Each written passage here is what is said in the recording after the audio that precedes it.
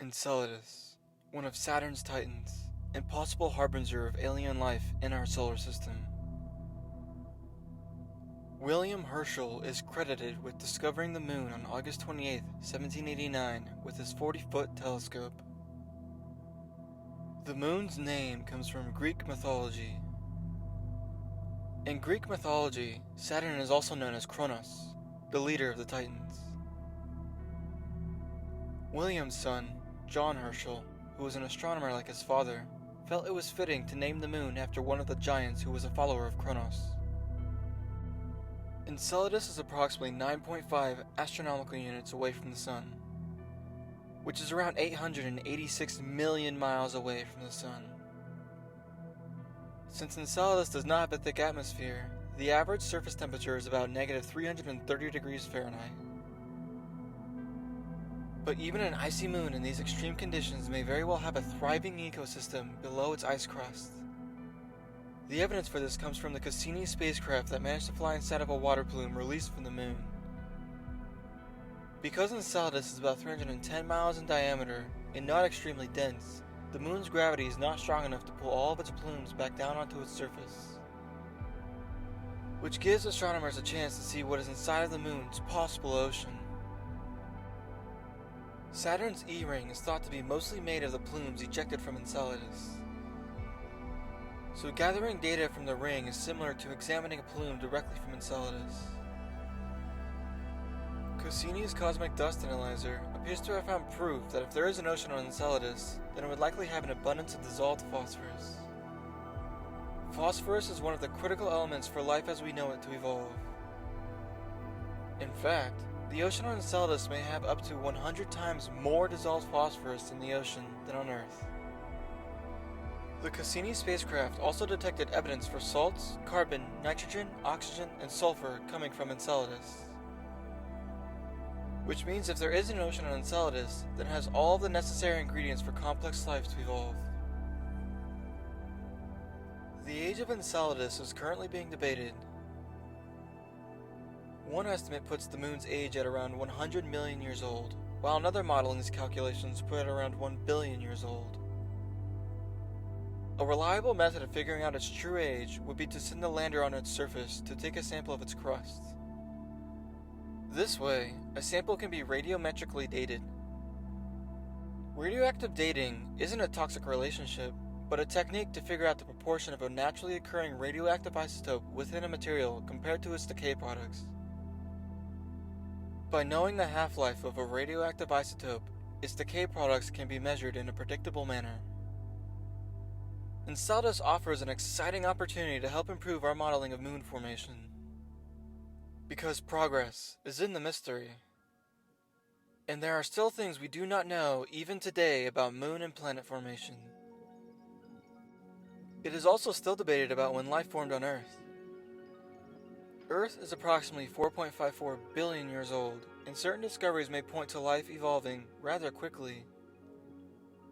There are speculations that life evolved approximately 4.1 billion years ago, based on the findings of a biological footprint inside of a zircon grain found in Jack Hills, Australia, while other evidence points towards some of the oldest life being found in hydrothermal vent precipitates from 3.42 billion years ago.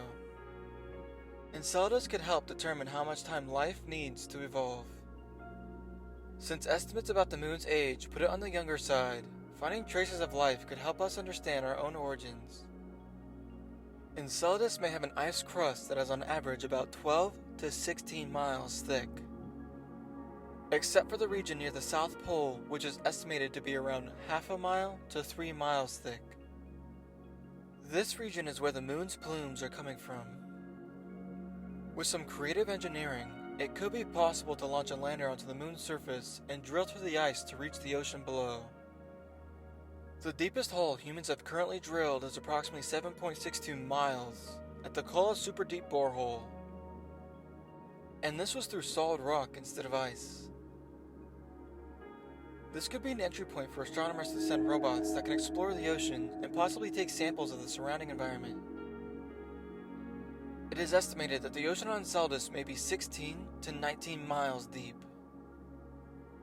An underwater volcano may be responsible for the moon's plumes.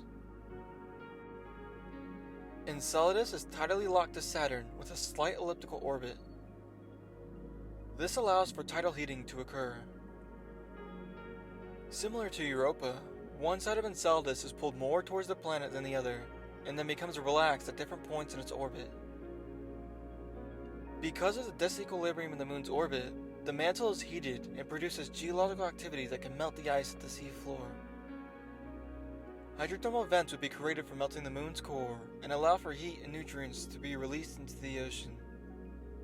The ocean would then melt more ice because of barotropic and baroclinic tides. Because of the geological activity on the moon, a large volcano may be supplying the heat necessary to create the tiger stripes in the South Pole. Many of the plumes that have been detected are coming from this region.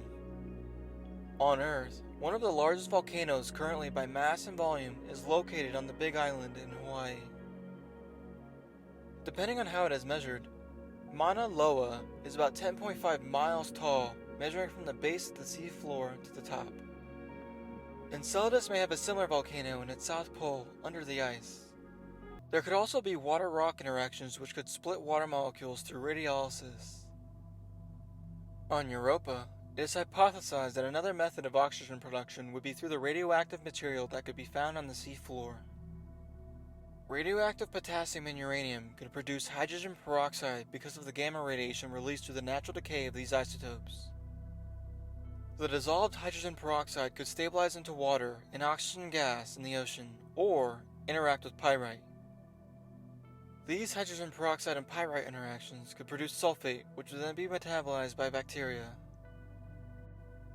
Similar reactions could happen on Enceladus as well, since there is most likely hydrothermal activity on the moon. There could also be cold seeps on the sea floor. Cold seeps are different than hydrothermal vents. They are more stable and longer lasting. They also release the nutrients and heat necessary to support large ecosystems. Bacteria would have the chance to evolve and produce massive bacteria covering the surrounding surfaces. Primordial life could utilize the methane and hydrogen sulfide released from these seeps to enable chemosynthesis. Chemosynthesis is the production of energy from chemicals instead of light, eventually allowing complex invertebrates to evolve that feed off of the microorganisms. Enceladus offers another opportunity to prove that gas giants may have their own quasi-habitability zone. Life in the universe may not be as rare as we think it is. If life is found in the ocean on Enceladus, then it would give more credibility to the idea that we may be living through the Amplivitagenic Age of the cosmos. Whenever I look up at the stars and wonder, are we alone? I would not be surprised if someone out there in a far distant world was looking at the same stars asking themselves the very same question. If you want to keep exploring the universe together, feel free to subscribe and click that bell notification so you know when new videos are uploaded. Be safe out there.